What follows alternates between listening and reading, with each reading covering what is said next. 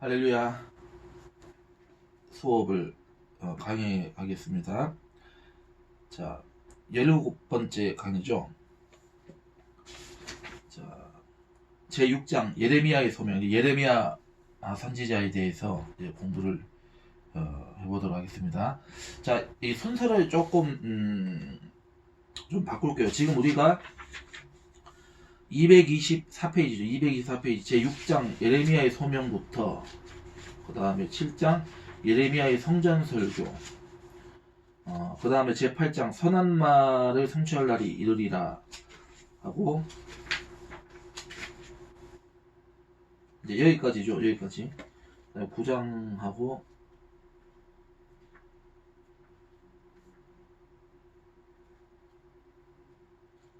이제 그래서 224페이지에서부터 246페이지까지가 지금 예레미야 선지자 예레미야의 그 예언에 대해서 이제 말씀을 하고 있는데, 우리가 여기 그 시가서에 보면은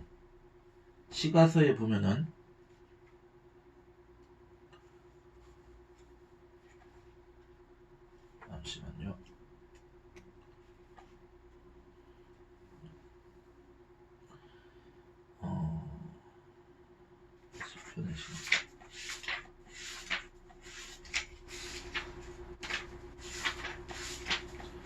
시가서의 제2장입니다. 그러니까 시가서 5부죠. 5부의 제2장에 탄식자의 감사라고 하는 부분이 있어요. 탄식자의 부분, 여기 페이지 수로 보면은 지금 아까 얘기했던 224에서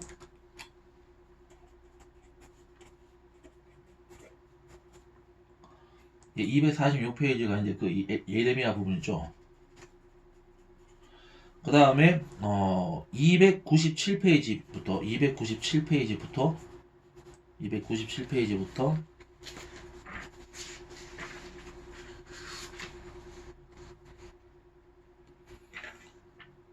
303페이지입니다. 여기가 에레미야 에가서 부분이거든요. 그래서 우리가 이 에레미야는 지금 이게 여기가 5부 제2장입니다. 에가서 부분이 탄식자의 감사 부분이죠. 그래서 여기가 이제 지금 224페이지는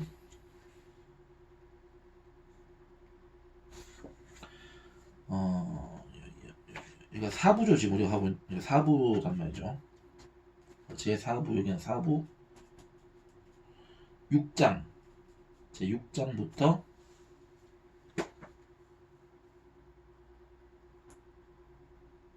6장, 7장, 8장이죠. 6장에서 8장까지 해서 4부 6장, 7장, 8장하고 5부 제2장을 하나로 묶어서 하겠습니다. 하나로 묶어서 수업을 진행하도록 하겠습니다. 이게 이제 예레미야에 대한 부분이니까, 그래서 요거 이제 이제 예언서 부분과 시가서 부분으로 이제 그 양식은 이제 약간 그 구분은 됩니다만은, 근데 이게 그 내용이나 그 저자나 내용과 메시지는 같은 것이기 때문에, 그래서 요 부분을 이어서 진행을 하겠습니다. 이어서 진행을 하고, 이제 시가서 할 때는 그러면 애가서 부분은 그냥 이제 이제 넘어가면 되죠. 그냥 건너뛰고 바로 이제 이렇게 시가서 나머지 부분을 이어서 가면 되겠죠. 그렇게 이제 조금 변경을 해가지고 진행을 하도록 하겠습니다. 자, 정리가 됐죠? 다시 하겠습니다. 그래서 제4부 6장, 7장, 8장 예레미야 예언 부분하고 297페이지부터 303페이지는 이제 그 5부의 제2장 예레미야 에가서 부분을 이제 하나로 묶어서 같이 진행을 한다. 그리고 나머지 이제 진도는 그냥 그대로 이렇게 하고, 예레미야 에가서는 이제 그 시가서 부분 할 때는 그냥 이렇게 넘어가서 한다. 이제 정리가 됐죠? 자, 그러면은 이제 그렇게 시작하겠습니다. 자, 그러면 제6장 예레미야 소명 기사 부분을 이제 보도록 하겠습니다. 1장 4절로 10절 말씀입니다. 예레미야서 4장 이제 1장 4절로 10절의 말씀. 첫 번째 들어가는 말, 본문의 상황, 문학 형식부터 보겠습니다. 예레미야는 베냐민 땅 아나돗 제사장 가운데 한 사람인 힐기야의 아들이다.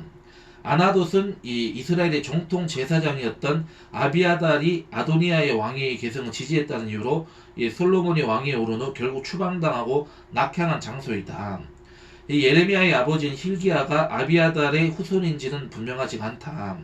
하지만 아나돗 사람들은 이 사독계통의 후손들이 제사장직을 차지하고 있었던 예루살렘에 대하여 좋은 감정을 가질 수는 없었을 것이다. 아무튼 예레미야는 몰락한 제사장들이 모여 살았던 아나돗 출신이었다. 예레미야는 요시야 왕 통치 13년인 이 주전 627년에서 626년에 하나님으로부터 이 소명을 받는다. 예언자의 사역은 유다 왕국 멸망까지 이어진다. 자, 이제 예레미야의 아버지는 이제 힐기야라고 하는 이제 제사장입니다. 제사장인데, 쉽게 해서 이 예레미야의 아버지는 원래 이 예루살렘에서 사역을 했던 사람입니다. 예루살렘에서 사역을 했던 인물이고, 이제 대대로 제사장의 어떤 직무를 감당했던 그런 이제 사람이었다는 걸 이제 생각할 수 있는데, 근데 거기에서 뭔가 정치적인 어떤 사건에 이제 휘말리게 되는 거죠. 본인이 어떤 뭐 이렇게 가담한 것이 아닌데, 어떻게 그게 이제 이 중상 모략을 당해서 억울하게 그 사건에 휘말려서 이제 그 당대의 어떤 권력자들, 그리고 이제 이 정치적인 어떤 이 사람들에 의해서 이제 모함을 당해서 이제 그렇게 해서 그 유배를 당한 겁니다. 아나돗으로 이제 쫓겨난 거죠. 유배를 당한 거죠. 그래서 거기까지 가는 과정도 엄청난 그게 있었고, 굉장히 그 부분이 있었다는 거죠. 그래서 그래서 예레미야의 삶을 통해서 그 아버지가 겪었던 그런 이 고초와 탄압과 그런 이제 억울한 삶의 어떤 희생, 그런 것을 그대로 이제 받았고, 또 예레미야의 삶 자체도 사실은 이제 여러 가지 이제 학자들의 견해가 있습니다만은 이 순탄한 삶을 살았던 인물은 아니다. 그래서 굉장히 이 성격도 굉장히 우울증적인 어떤 그런 것이, 우울증 기제가 있었던 사람이고, 실제로 요셉처럼. 그 다음에 또 이 본인도 굉장히 억눌려진 환경 속에서 살아가는 사람입니다. 그래서 이 성격 자체가 내성적이고, 남 앞에 이렇게 말을 하는 것을 이게 두려워하고, 쉽게 해서 약간의 희귀꼬부리적인 어떤 성향도 좀 있을 수도 있는 그런 이제 성격을 가지고 있는 거죠. 그래서 남 앞에 나서서, 예를 들어서 이제 그 이사야처럼 뭔가 이게 내가 자원해서 하겠습니다. 막 그냥 사역을 이사야 이 선지자하고 예레미야 선지자는 많이 이게 또 이 비교를 하거든요. 그래서 비교했을 때 이 사람은 그냥 뭐 굉장한 하나님의 어떤 말씀에 그냥 물부로 가리지 않고 막 그렇게 나서서 앞장서서 했던 그런 이제 이사야 선지자하고는 반대로 이 사람은 뭔가 나서서 얘기를 하는 것 자체가 굉장히 두렵고 내성적이고, 뭔가 혼자 있기를 좋아하고, 뭔가 이렇게 이지적인 어떤 이런 것을 이제 좋아하는 사람. 이 소명을 받을 때도 이제 저는 아이고 부족한 사람이다 이렇게 해서 거절하는, 이렇게 주저하는 모습을 이제 보이는 것부터 시작해서, 이제 예레미야는 이 눈물의 선지자라고 하는 별명을 가지고 있습니다. 눈물의 선지자. 그러니까 이 눈물로서, 쉽게 얘기해서 이제 어떻게 본다면은 눈물로서 이제 모든 것을 아주 이 승부를 이제 짓는 그런 성격의 사람으로 이렇게 자라왔다는 것으로 보이게 됩니다. 그러면 이제 이 예레미야라고 하는 사람에 대해서 어떤 소명을 받고 어떤 메시지를 이제 전했는지를 이제 보도록 하겠습니다. 자, 예레미야서 1장 4절로 10절은 예레미야 소명 사건을 기록하고 있다. 예언자의 소명 부분은 두 가지 유형으로 나온다. 첫 번째는 대화 형식이다. 이것은 하나님과 부름받은 자와의 직접적인 대화를 통하여 소명이 이루어진다. 대화 형식은 다음에 네 가지 구성 요소로 형성되어 있다. 이거는 이제 우리가 이제 이 예언자들, 선지자들에게 이제 예언자로 세워지는 과정에 이제 요약을 했을 때 이제 보편적으로 두 가지 방식이 있고, 첫 번째가 대화 형식이다. 이 대화 형식에서 이제 발견되어지는 특징들이 네 가지 구성 요소가 특징으로 꼽힌다 이 얘기죠. 첫 번째가 하나님의 부름, 두 번째 부름받은 자의 거절, 세 번째가 하나님의 설득, 그다음 네 번째 하나님의 약속, 이렇게 된 거죠. 근데 여기서는 이제 모세가 해당이 돼요. 모세는 9번이나 거절했습니다. 그 다음에 두 번째가 기드온입니다. 세 번째가 이제 이스라엘 초대 왕인 사울, 그리고 네 번째가 예레미야입니다. 그래서 이 네 사람의 케이스가 바로 이제 여기에 해당되는 것이다. 그래서 예레미야의 소명이 이러한 형식에 속한다. 자, 이게 첫 번째가 이제 그 대화, 하나님 이제 찾아가지고서 대화하는 방식이고, 자, 두 번째는 이제 천상회의의 환상 형식이다. 그러니까 환상을 체험을 해가지고 이제 어떤 영적인 체험을 통해서 하나님을 만나서 거기서 뭔가 이제 소명을 받는 그런 이제 케이스가 있습니다. 그래서 이것은 부름받은 자가 이 환상 중에 목격한 천상의 회의, Heavenly Council이라고 하죠. 이 천상의 회의를 통하여서 소명이 이루어지는 것이다. 여기에 속하는 대표적인 경우가 우리가 이제 지난 시간에 배웠었던 이사야 선지자, 그 다음에 에스겔 선지자입니다. 뭐 다른 사람도 있겠지만 이렇게 이제 요약을 하면 그렇다 얘기죠. 그래서 이사야나 에스겔이 이제 대표적인 이제 그 케이스고, 자, 전자인 대화 형식이 강압적인 이 어떤 소명, 그러니까 설득을 하지만 어떤 의미에서 하나님께서 이제 강압적으로 이렇게 이제 해라, 이제 이런 쪽이라고 한다면은, 후자는 천상회의의 환상 형식이라고 하는 것은 자발적인 소명이다. 다시 말해서 전자에 속한 사람을 차출병이라고 한다면은 후자는 자원병. 이사야나 에스겔은 이제 하나님 나라에서 내가 뭔가를 해야 되겠구나. 뭔가를 하지 않으면 안 된다. 그러니까 하나님 저에게도 뭔가 하나님을 이렇게 하나님 나라에 나를 데려가 주셔서 이제 하나님 만나서 제가 자원하는 심령이 되게 해서 나도 그렇게 기도를 앞으로 할까 싶습니다. 그래서 뭔가 이게 확실하게 하나님께서 이렇게 이루어 가실 수 있도록 그렇게 해야 되는 부분이 되는 거죠. 그래서 이제 하나님의 은혜를 체험하고 내가 거듭나게 되고 내가 중생하고 성령 충만해서 내가 하나님 위해서 하겠습니다 해서 그때 이제 하나님께서 이제 소명을 이제 주시는 그런 케이스가 바로 이제 이 천상회의 형식이다. 이 두 가지로 이제 쉽게 얘기해서 이제 하나님께서 하나님의 선지자들을 일으켜 주셨다는 것을 우리가 알 수가 있는 거죠. 자, 그러면 이제 넘어가겠습니다. 그래서 어쨌든 이 에레미야는 하나님을 만나서 하나님과 대화하고 어쨌든 하나님의 사명에 이렇게 눈을 뜨게 된 거예요. 본인은 얼마나 하기 싫었는지를 알죠. 요나도 솔직히 말해서, 근데 요나 같은 경우는 이제 솔직히 요나가 선지자냐? 선지자냐에 대해서는 조금 이제 그 견해가 갈릴 수가 있어요. 근데 어쨌든 이제 그분도 이제 그 대화 형식으로 갔다가 이제 이 뭐가 이제 어쨌든 하나님과의 이게 이제 좀 관계에 문제가 있죠. 뜻이 다른 거죠. 그것을 이제 하나님께서 이제 타일러 가면서 또 이제 오르고 이제 오르고 뺨치는 어떤 그런 이제 방식을 통해서 이제 하나님께서 이제 이 니느웨 성에 가서 이제 여러분 니네베 자꾸 묻는 것 같은 니네베가 니느웨입니다. 같은 도시입니다. 같은 얘기예요. 그래서 이제 그렇게 이제 그래서 거기서 이제 하루 동안에 사흘 길을 걸어서 또 이제 다 댕길 동안 말 동안 그 거리를 사흘 동안이나 걸리는 거리를 이제 그렇게 이제 했다가 이제 하나님으로부터 이제 어떤 이제 타이름을 이제 받는 이제 그런 이제 부분이 있습니다. 자, 넘어가겠습니다. 본문의 구조 두 번째 챕터입니다. 자, 예레미야 1장 4절로 10절은 이 책의 처음 부분인 1장 1절로 3절에 이어서 나온다. 앞선 단락은 예언자의 출신지, 가문, 그리고 이름이 소개되고 예언자의 소명 연대와 사역 기간이 자세히 언급된다. 그리고 이제 4절로 10절은 다음과 같은 구조로 되어 있다.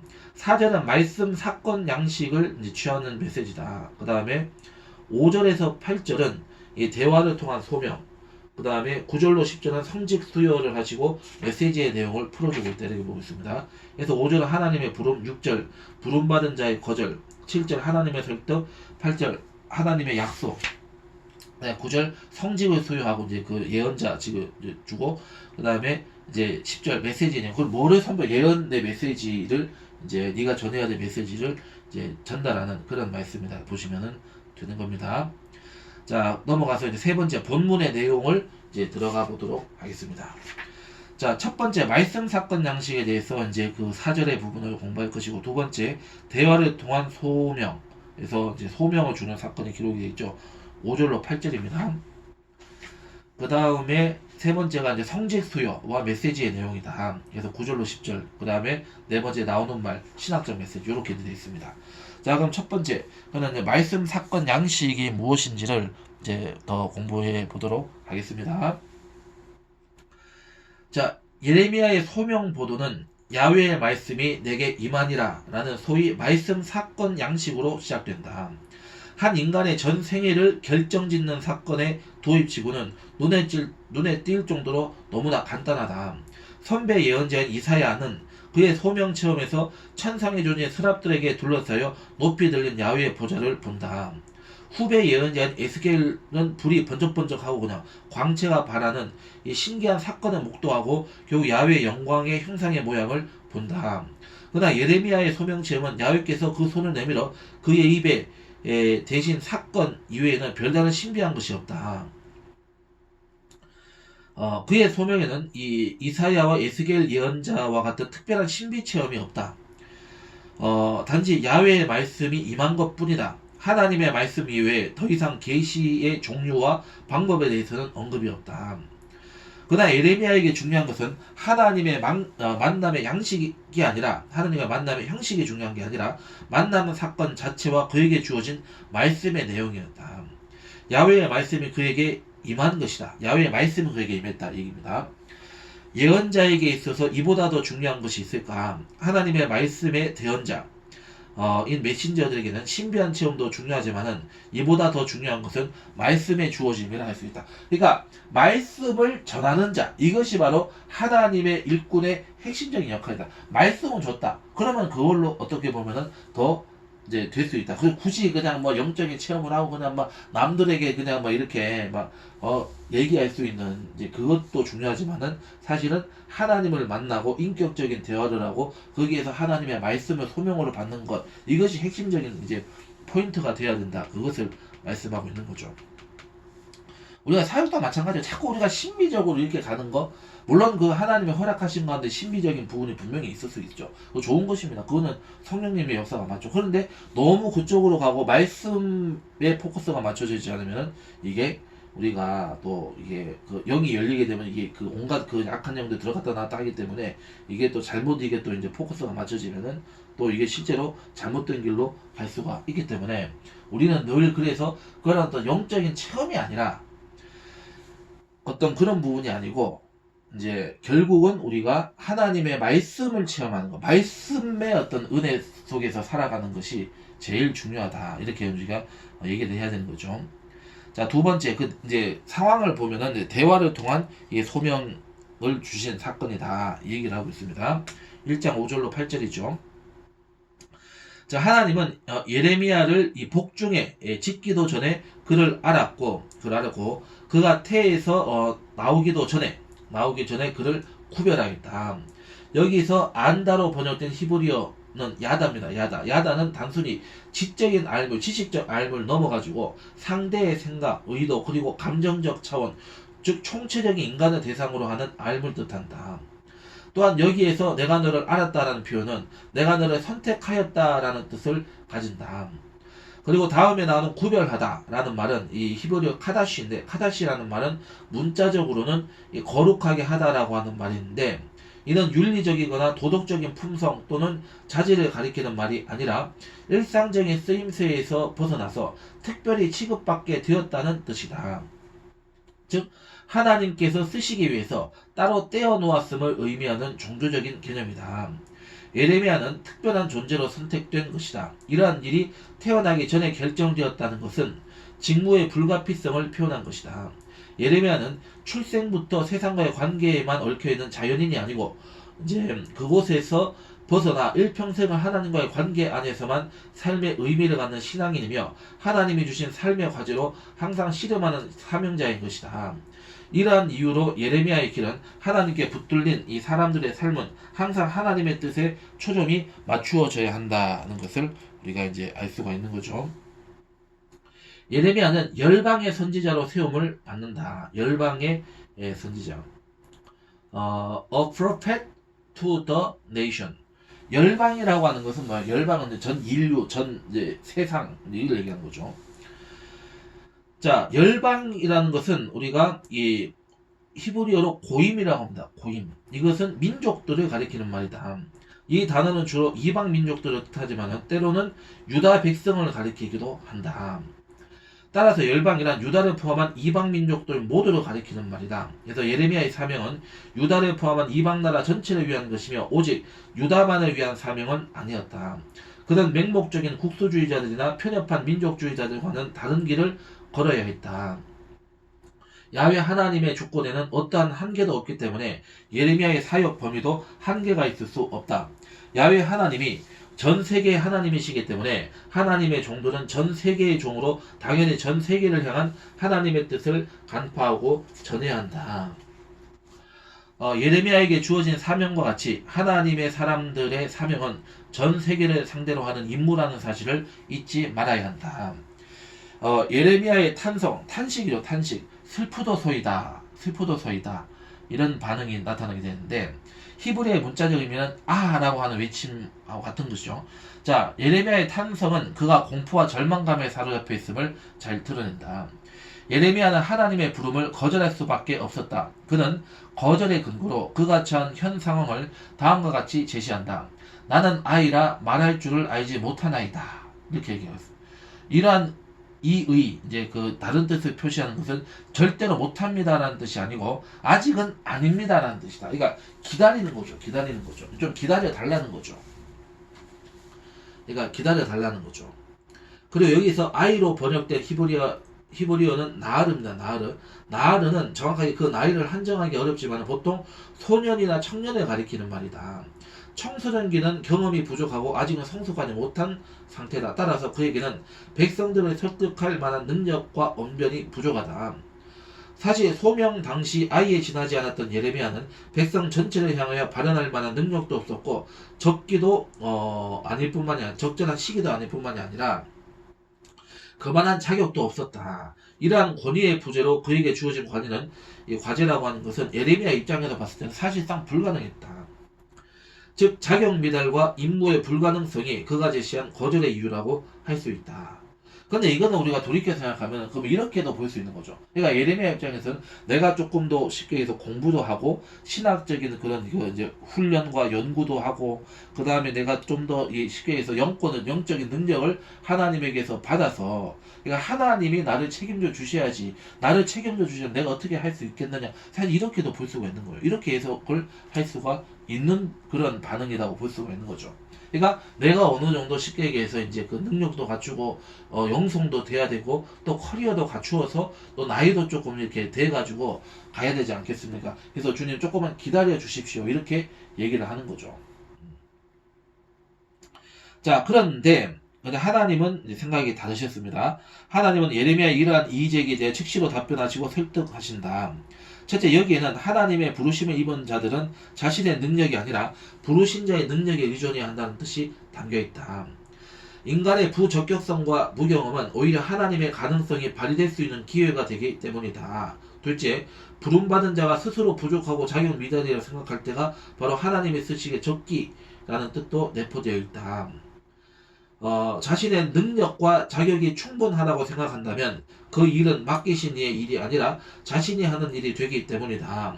이러한 측면에서 하나님의 일은 항상 인간적인 자격으로만 하는 것은 아니다.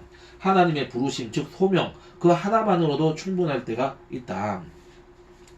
하나님의 설득은 예레미야의 이 일을 물리치면서 시작된다.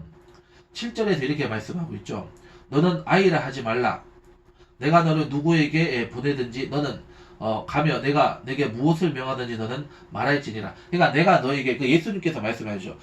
예수님의 제자들도 똑같은 반응이 있었거든요.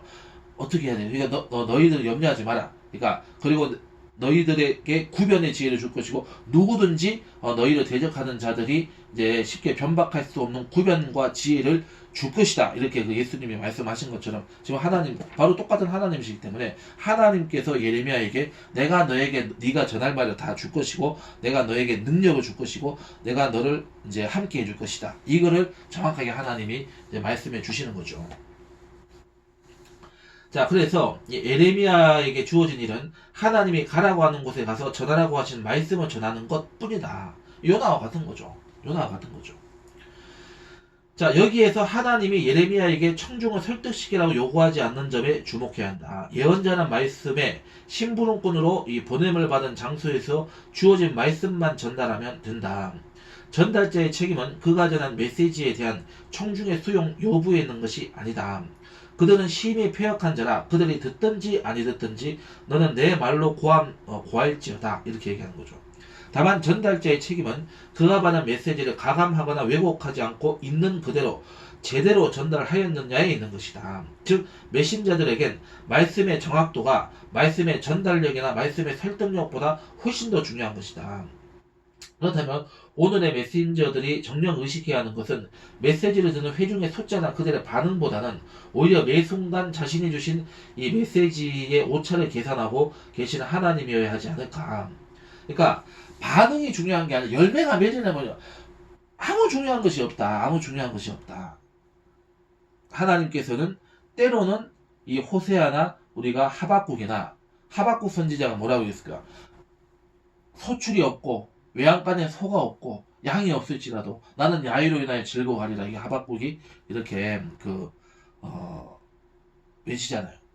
그런 거예요. 솔직히 말해서 그 말을 막 들어서 막 그 니느웨 백성들이 그냥 왕부터 그냥 백성들 그냥 이 전체 그냥 뭐 짐승들까지 전부 다 그냥 막 이 막 베옷을 입고 그냥 제가루를 뿌려 거기서 뒹굴고 회개하고 이거 그런 반응이 나타나는 것도 좋아하지만은 그러나 그러한 열매가 없다 할지라도 듣든지 안 듣든지 때를 얻든지 못 얻든지 하나님의 말씀을 전해라. 하나님이 그 시대 그 백성들에게 주시는 말씀을 전하라고 하는 것이 이 메신저의 역할이다.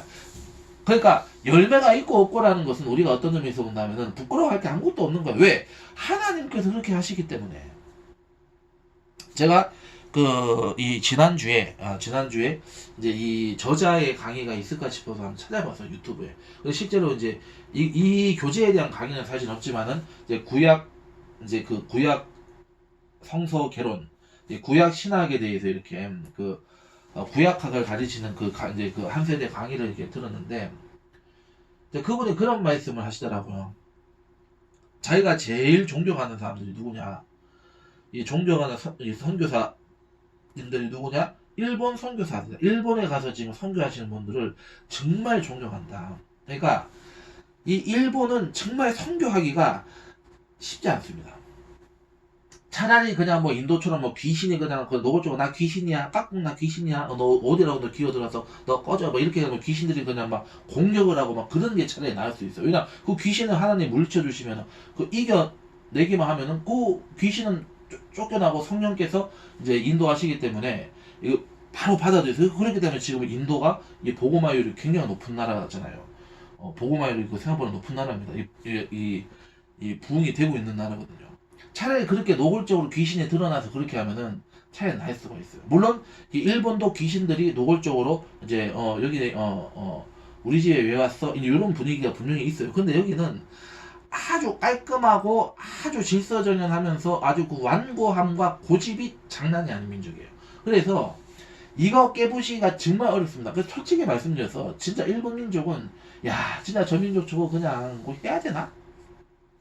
해야 되겠어? 뭐 저렇게 안 믿는 거. 할 만큼 했잖아. 솔직히 말해서, 이 천주교부터 시작해서 기독교 선교사가 우리나라 역사로 치면은 조선왕조 초기 때부터 이 선교 역사가 시작된 게 일본이거든요. 그러면 지금 벌써 600년이 지났잖아요. 600년 동안에 지금 이게 받아들이지 않는다고 하면, 우리는 지금 보세요. 우리가 토마스 선교사가 이제 그 1880년대 오셔가지고, 이제 100년 만에 대한민국 인구의 이 한반도 인구로 치면은 한 15%, 그리고 대한민국 인구로 치면은 30% 가까이가 하나님 믿는 놀라운 폭발적인 부흥이 있었잖아요. 선교할 만한 거죠.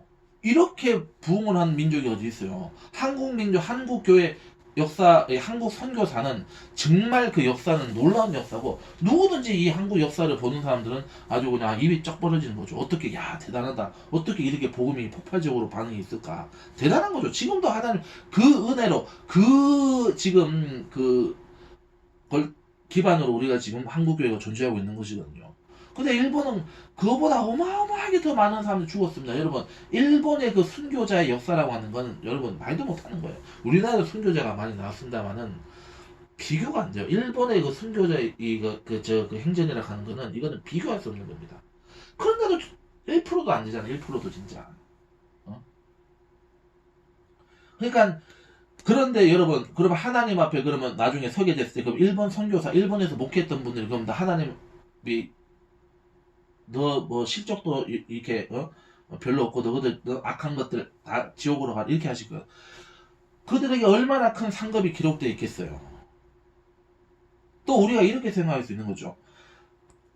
비록 그렇게 전도가 되지 않고 그렇게 구원의 역사가 없는 것 같다 할지라도 그러나 그 선교사로 인해서 그들이 흘린 피로 이 희생에 의해서 일본 민족이 지금 그래도 나름대로 지금 인류 역사 전체에 지금 그래도 일본 민족이 지금 부정적인 역할보다는 긍정적인 역할을 하는 것이 사실이잖아요. 저 민족이 지금 여러분 생각해 군국주의가 일어났을 때 저들이 얼마나 그 인류에게 해가 된 그 회방꾼 노릇했는지 한번 생각을 해보시라고. 저 민족의 미군이 그냥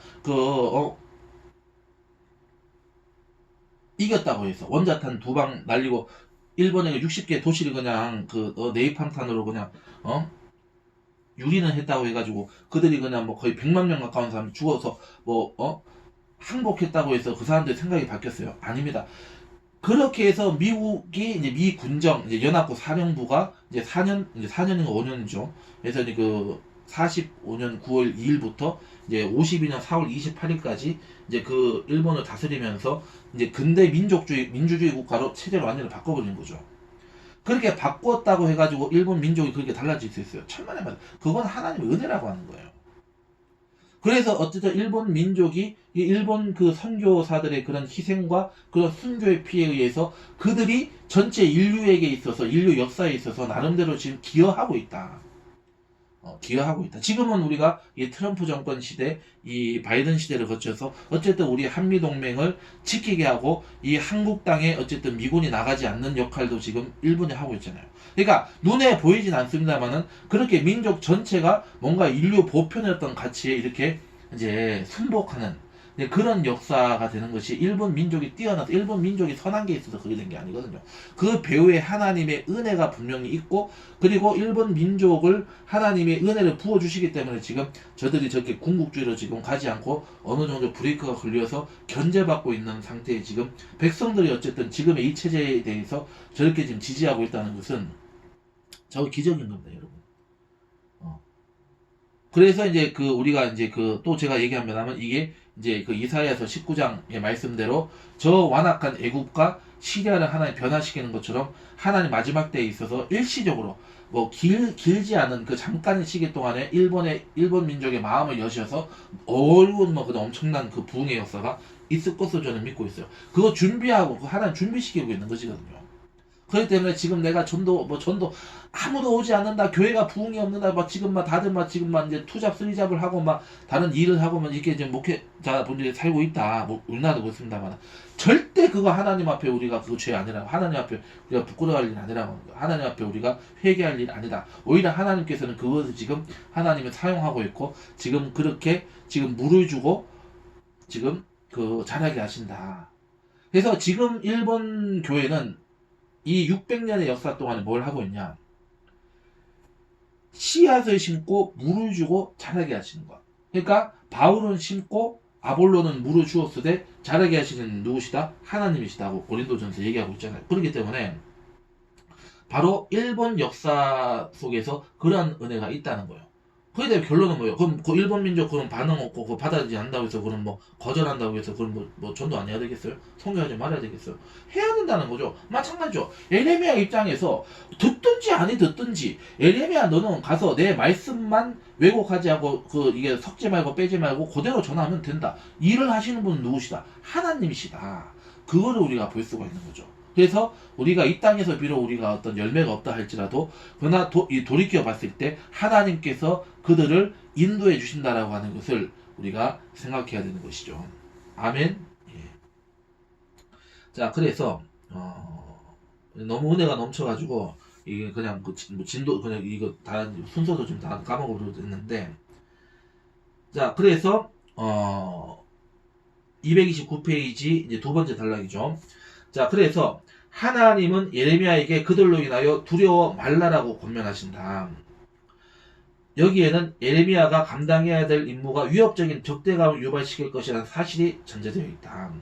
그러니까 지금 내가 예루살렘에 가서 지금 지금 왕들이나 지도자들이나 종교 지도자들이나 지금 권세자들이 가서 지금 선포하는 것, 이것이 지금 예레미야 입장에서 보더라도 이게 지금 그들에게 좋은 반응이 지금 나타난다는 거 아니죠. 지금 망한다. 너희들 심판한다. 회개해라. 너희들 망한다. 없어진다. 이 얘기를 하면 그 누가 좋아하겠어요? 누가 좋아하겠어요? 그게 안 되는 거죠. 자, 그렇지만은 하나님께서는 그럼에도 불구하고 해라. 이렇게 얘기하는 거죠. 자, 이제 그들이라 아마도 18절에서 언급되는 온 땅과 유다 왕들과 그 족장들, 방백들과 제사장들과 그 땅 백성들, 지방 유지들일 것이다. 예레미야 자신을 제외한 거의 모든 사람이 그의 적이 된다. 이런 실로 두려운 일이 아닐 수 없다. 이런 예레미야에게 내가 너와 함께하여 너를 구원하리라 라는 하나님의 약속이 주어진다. 이는 예레미야가 위험한 상황에 놓이기 전에 아니고 그 상황 속에서 지켜주시겠다는 약속이다. 그러니까 그 상황은 없을 수는 없다. 있을 것이다. 있을 것인데 그러나 너를 지켜줄 것이다. 그 얘기를 하는 거죠. 자, 그래서 따라서 예레미야에게 고난과 위협 그리고 박해가 배제되지 않는다. 이는 십자가를 피하게 한다는 것이 아니라 십자가 안에서 십자가를 지는 가운데에서 구원하겠다는 약속이다. 그래서 하나님으로부터 특별한 부르심을 입은 자라 할지라도 이 땅에서의 고난과 무관한 삶을 사는 것이 아니다. 병이 있습니다. 문제가 있습니다. 가난도 있습니다. 또 막 공갈 협박도 있습니다. 중상 모략하는 부분도 있습니다. 그러나 그러한 것 버림받을 수도 있어요. 사람들에게서. 그렇지만은 이제 그럼에도 불구하고 하나님께서 너를 지켜주신다. 하나님께서 하나님의 방식대로 너를 잘되게 해줄 것이다. 그거를 이렇게 이제 예레미야에게 또 하나님 백성들에게 우리에게 말씀을 하고 있는 것이죠. 자, 그래서 어쨌든 이제 예레미야는 순종을 하게 됩니다. 그래서 이제 그 아멘 하고 순종하죠. 세 번째 이제 성지 수요 메시지 내용을 우리가 이제 보게 되는 거죠. 9절로 10절입니다. 예레미야서 1장 9절로 10절 부분입니다. 하나님은 그 손을 예레미야의 입에 대시고 내가 내 말을 내 입에 두었노라 라고 말씀하신다. 이러한 행위는 구약성서에서 더 이상 유래를 찾아볼 수 없는 독특한 현상으로 일종의 상징 행위에 해당된다. 신적인 영역과 인간의 영역 간의 접촉이 이루어진 것이다. 이로써 예레미야는 하나님의 입이 된다. 너는 나의 입이 될 것이다. 이게 그 대변자 파라클레토스 대변인이 된다 얘기죠. 자, 메신저로서의 정권을 위임받는 예레미야의 성지 수요식이 행해지고 있는 것이다. 메신저는 자기가 하고 싶은 말을 하는 사람이 아니다. 하나님이 주시는 말씀만을 대변하는 사람이다. 하나님은 이 예레미야를 이 민족들과 왕국들을 위해 세운다. 여기에 세우다라고 하는 것은 이 히브리어로 파카드, 그 동사 표현입니다. 이 파카드라는 동사는 대리인 감독자로서의 일을 맡기다라는 뜻이다. 예레미야는 이 땅 위에는 하나님의 대리인이다. 이제 그의 말은 인간의 말같이 흔히 효과 없이 허공을 울리는 소리나 덧없이 사라지는 연기가 아니고 늘 강력하게 효력을 미치는 하나님의 말씀이다. 그가 하나님의 대리인으로 전하는 선포 내용은 뽑으며 파괴하며 파멸하며 넘어뜨리며 건설하며 심게 하는 것이다. 이를 자세히 살펴보면 심판에 해당되는 말씀이 4가지가 나오고 구원에 관한 것은 2가지다. 이는 예언자 예레미야가 앞으로 선포해야 될 메시지의 성격을 보여주고 있다. 그러니까 한 4가지로 요약할 수 있는데, 첫 번째, 그는 주로 심판을 선포해야 한다. 2번째, 그러나 그 심판 선포에는 머무르는 것이 아니다. 그는 구원도 전해야 된다. 셋째, 그런데 그 구원은 반드시 심판을 받고 난 다음에 주어지는 것이다. 그러니까 예레미야의 삶을 통해서 이미 그 심판과 고난과 구원과 회복이 그의 삶을 통해서 지금 이제 시작되고 있다. 이렇게 보여요. 그러니까 그러니까 선지자의 삶은 이미 하나님의 말씀이 이 선지자의 삶에서부터 이게 이제 출발한다, 시작된다. 그거 이제 우리가 잊어서는 안 되는 것이죠. 그래서 역으로 말하면은 구원을 받기 위해서 먼저 심판을 받아야 한다. 하나님의 구원은 인간의 힘에 의존하지 않는 인간의 영점 상황, 아무도 없는 그 제로 베이스에서 시작이 된다 얘기죠. 다른 말로 하면은 이 구원은 절대적인 무로부터의 하나님의 창조, 크리아텍스 에스 니힐로라고 이렇게 표현하죠. 그러한 이 신적인 그 절대적이고 배타적인 하나님의 창조로 이루어진다. 이렇게 얘기할 수 있는 것이다.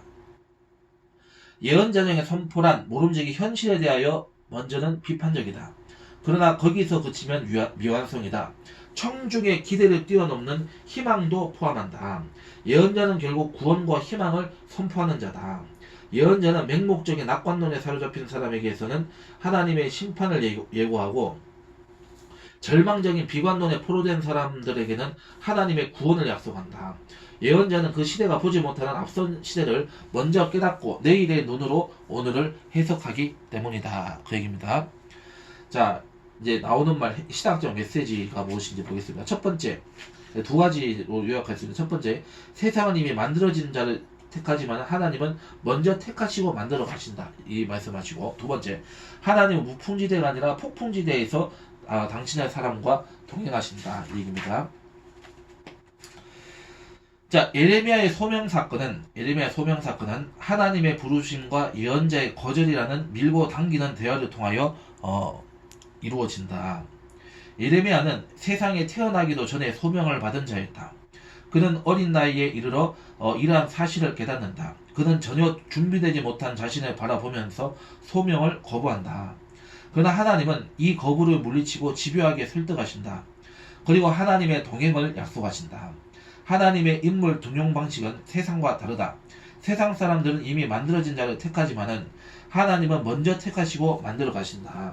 이때 하나님의 부르심에 자신이 아직은 준비가 되지 못했음을 깨닫는 것이 중요하다. 하나님은 스스로 준비가 되었다고 자만하는 자는 돌려보내시고 오히려 준비가 덜 된 자라고 생각하는 겸손한 자를 쓰신다. 하나님께서 이루어 주신 일이 자만한 자에게는 자신의 업적으로 둔갑하고 겸손한 자에게는 하나님의 은총으로 고백되기 때문이다. 또한 소명자의 삶이라 해가지고 순풍에 돛을 단 듯 늘 순탄한 것만은 아니다. 아니, 순풍보다 역풍을 더 많이 만난다. 예레미야는 자신의 사역에 역경에 부딪힐 것을 미리 감지하였다. 그는 앞으로의 사역을 인하여 두려워할 수밖에 없었다. 이에 대하여 하나님은 두려워하지 말라, 내가 너와 함께하여 너를 구원하니라는 약속을 주신다. 하나님은 당신의 사역자인 예레미야에게 난관이 없을 것이라고 말씀하지 않으신다. 당신의 동행을 통하여 마침내 구원하시겠다는 약속을 주신다. 하나님의 구원은 역경 밖에서가 아니라 역경 안에서 이루어진다. 하나님은 무풍지대가 아니라 폭풍지대에서 당신의 사람과 함께 하신다. 하나님은 당신의 사람들이 당하는 고난을 함께 당하시면서 그들을 감싸 안으시고 결국에는 승리의 길로 인도하신다는 것을 우리가 알 수가 있는 것입니다. 자, 그러면 넘어가겠습니다. 넘어가서 제7장 예레미야의 성전설교를 이제부터 공부해 보도록 하겠습니다. 자, 이번 시간은 17강, 18강을 우리가 이어서 이제 이렇게 진행을 하도록 하겠습니다. 자, 첫 번째 들어가는 말, 본문의 상황을 먼저 보도록 하겠습니다. 말씀은 예레미야서 7장 1절로 15절에 해당되는 말씀입니다. 자, 예레미야 7장 1절로 15절은 예레미야의 성전 설교라고 불리는 유명한 장이다. 이 사건은 예레미야 26장에서도 기록되어 있다. 예레미야 7장이 예레미야의 설교의 내용을 보여주고 있다면 26장은 이 설교에 대한 유다 백성의 반응을 기록하고 있다. 예레미야 26장 1절에 의하면 이 설교는 여호야김 왕의 즉위 초, 이제 주전 608년입니다. 이때 행해진 것이다. 예레미야는 주전 627년에 소명을 받고 예언자로서 활동을 시작한다. 흔히 예레미야 1장에서 6장의 내용을 예레미야의 초기 선포 사역, 주전 627년에서 622년에 대한 기록이라고 한다. 이 성전 설교는 예레미야의 예언 활동의 두 번째 기간에 속한다. 즉, 주전 608년에서 597년, 그러니까 약 한 10년 가까운 그 기간에 이제 그 사역의 초기에 두 번째 기간에 속한다. 두 번째 10년의 기간 이렇게 이제 보고 있습니다.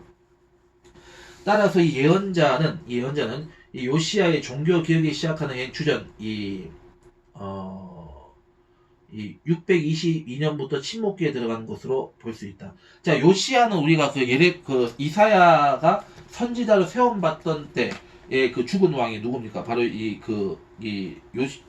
요시야 왕이죠. 그래서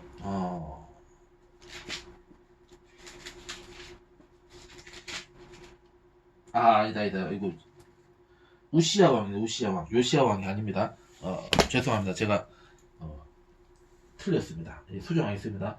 요시야 왕입니다. 우시야 왕이 아니고 요시야 왕. 그래서 이 요시야의 종교 개혁이 시작되는 해인 주전 622년부터 침묵기에 들어간 것으로 볼 수 있다. 주전 609년 요시야의 죽음은 예레미야가 예언자로 재등장하는 계기가 된 것으로 보인다. 약 14년간의 침묵기를 깨고 처음으로 행한 설교가 오늘의 본문에서 설교인 것이다. 이 설교로 인하여 예레미야는 죽음의 위협을 당하고 계속해서 박해를 받게 된다. 그러니까 요시야 왕이 개혁을 이제 펼치고 있을 때는 이제 굳이 이제 예레미야의 이제 역할이 이제 필요한 때가 아니죠. 그래서 그때는 이제 이렇게 지금으로 치면은 이제 중보기도 해주고 이제 거기에 이제 이렇게 부합되는 그런 활동들을 했을 것이고 침묵을 했을 것이고 이제 요시야 왕이 죽고 나서 또 다시 이제 이 개혁 정책이 후퇴했을 때를 이제 이 예레미야가 다시 등장하는 중간에 14년간의 그러한 이 과도기 침묵기가 있었다는 것을 설명하는. 그래서 예레미야가 다시금 이제 전면에 재등장해가지고 재등판해서 이제 사역을 시작했을 때 첫 설교가 이 7장의 이 예레미야 성전 설교라고 하는 것을 우리가 알 수가 있는 것이죠. 자, 이 성전은 어느 성전 얘기하는 거? 당연히 예루살렘에 있는 성전을 얘기하는 거겠죠. 자, 어쨌든 이 설교로 인해서 이제 예레미야는 죽음의 위협을 당하고 계속해서 박해를 받게 된다. 예언자는 이 설교에서 예루살렘의 멸망을 예언하고 있다. 성전, 특히 예루살렘 성전에 대한 비판 설교는 이전에도 있었다. 약 100년 전에 유다에서 활동한 예언자 미가는 이제 다음과 같이 예언합니다. 그러니까 지금 예레미야가 이 성전 설교 예루살렘의 멸망을 설교하기 전에 100년 전에 그러니까 그 선배 선지자인 미가 선지자도 동일하게 이 예언을 했어요. 미가서 3장 12절에 기록이 되어 있는데 이러므로 너희로 말미암아 시온은 갈아엎은 뭡니까 이게 갑자기 눈이 침침해가지고 갈아엎은 발이 되고 예루살렘은 무더기가 되고 성전에 사는 수풀의 높은 곳이 되리라. 이렇게 이미 그러니까 예루살렘 멸망이 이미 계속적으로 이렇게 이루어져 왔다는 것을 이건 뭐예요? 회개 안 하는 거 도입하는 얘기죠. 근데 자꾸 이제 똥꼬집을 지금 부리고 있었다. 지금 벌써 100년째 지금 똥꼬집을 부리고 있다. 이렇게 우리가 알 수가 있는 거죠. 자, 그런데 예레미야의 상황은 미가의 그것과는 다르다. 주전 621년에 실시된 요시야의 종교개혁, 특히 예배 성소의 단일화 정책으로 지방의 모든 성소들은 폐쇄되거나 파괴되었고 예루살렘 성전만이 유일한 합법적인 성소로 남게 되었다. 이제 유다 백성이 하나님을 만날 수 있는 제2장소는 오직 한 곳밖에 없었다. 게다가 유다 백성의 기대를 한몸에 받았을 것으로 생각되는 종교개혁의 영웅 요시야 왕도 이집트의 바로 누구에 의해서 무기또에서 전사하고 말았다. 비참하게 이제 생을 마친 것 같아요. 예기치 못했던 국가적 비운을 맞게 된 것이다. 남유다의 버팀목이 되어온 양대 신앙이 있다. 첫 번째는 다윗 왕조 신앙이다. 다윗 계통의 왕조와 나라는 멸망하지 않고 영원히 지속된다는 것이다. 두 번째는 시온 신앙이다. 이에 따르면 시온은 하나님이 택하시고 거주하시는 장소이기 때문에 이방 나라가 공격해도 무너지지 않는다. 즉 시온의 불가침 신앙이 있었다는 거죠. 이 당시에. 그래서 요시야의 전사로 신앙의 양대 기둥 가운데 하나인 다윗 신앙은 더 이상 버팀목이 되어주지 못했을 것이다. 따라서 유다 백성들은 마지막 보루로 생각하는 예루살렘 성전으로 몰려온다. 예루살렘을 시편에 보면 예루살렘을 사랑하고 축복하는 자에게 하나님이 복을 주실 것이다. 이렇게 얘기하고 있는 거예요. 그래서 예루살렘을 위해서 사랑하고 기도해라. 이렇게 얘기하고 있잖아요. 그래서 이제는 예루살렘에 대해서 이제 그 애착이 더 이렇게 깊어지고 아주 극렬하게 이제 아주 발랄하게 이렇게 이제 나타나기 시작한 시기에 지금 예루살렘 멸망을 지금 예레미야가 선포하고 찬물을 끼얹어도 이렇게 끼얹을 수가 없고 참 분위기 있게도 이렇게 수가 없는 거죠. 그러니까 당연히 좋은 반응을 얻을 수가 없는 것이다 얘기죠. 근데 이거는 사실 우리가 이제 6장에서 배운 것처럼 소명이 세워졌을 때 우리가 공부했던 게 뭐예요? 지금 예레미야의 관점은 지금 이 유다 왕국, 그러니까 이 이스라엘 민족의 관점이 아니라 전 인류적 세계적 관점에서 지금 이게 사명을 이제 받았기 때문에, 그럼 이 사람의 관점은 이스라엘 일개 민족의 입장이 아니고 결국 이방인에게도 지금 이게 확대돼 가지고 이 말씀을 지금 전해야 된다라고 하는 것, 그걸 얘기하고 있는 거죠. 그러니까 하나님의 구원의 역사의 관점에서, 지금 하나님의 나라적 관점에서 지금 이스라엘 역사도 지금 하나님이 이렇게 지금 예레미야를 통해서 보여주고 있다는 것을 볼 수가 있는. 근데 그거를 지금 받아들일 수가 없는 것이다. 그러니까 지금 이스라엘 백성들의 반응이라고 하는 것은 요나의 반응하고도 지금 정확하게 지금 이게 일치되고 있다는 걸 알 수 있죠. 그래서 더 넓게 봐야 된다, 이렇게 얘기하고 있는 것이죠.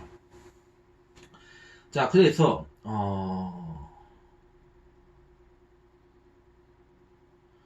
그래서 이제 본문의 내용을 이제 보도록 하겠습니다. 첫 번째, 너의 길과 행위를 바르게 하라, 이렇게 말씀하고 있습니다. 7장 1절에서 7절의 말씀이고, 자, 유다 백성들은 이스라엘의 큰 명절을 맞아 전국 각지에서 예루살렘으로 몰려들었다. 그들은 마치 미신적으로 이 주문을 외우듯이 야훼의 성전이라 하며 외친다. 위에서 본 바와 같이 예루살렘 성전은 유다의 유일한 성소로서 무엇과도 비교할 수 없는 이 절대적인 자리를 차지하게 되었다. 이러한 고백에는 하나님이 예루살렘에 계시기 때문에 이 성전은 안정과 평화 그리고 번영을 보장한다는 생각이 깔려있다. 그러나 예레미야는 이를 거짓말이라고 일관한다. 그러니까 쉽게 얘기해서 이거는 뭐냐면은, 이거는 쉽게 얘기해서